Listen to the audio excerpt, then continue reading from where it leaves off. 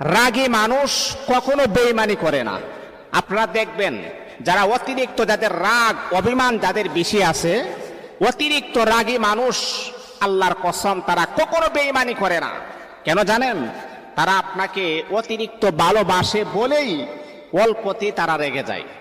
যে মানুষটাকে সবচাইতে বেশি ভালোবাসে ওই মানুষটার কাছে কিন্তু আমরা বেশি অভিমান করি, ওই মানুষটার কাছে আমরা রাগ বেশি প্রয়োগ করি। যেমন স্বামী তার স্ত্রীর কাছে বেশি রাগ অভিমান করে, কিন্তু অনেক বোকা মার্কা স্ত্রী আছে যে স্বামী রাগ করেছেন বিদায় এটাই নিয়ে সে ঝগড়া ভাষা সৃষ্টি করে দিয়েছেন। না, আপনাকে সে মোহাব্বত করে বিদায়, আপনাকে সে ভালোবাসে বিদায়, এই জন্যেই আপনার কাছে সবচাইতে বেশি রাগ অভিমান সে প্রকাশ করে।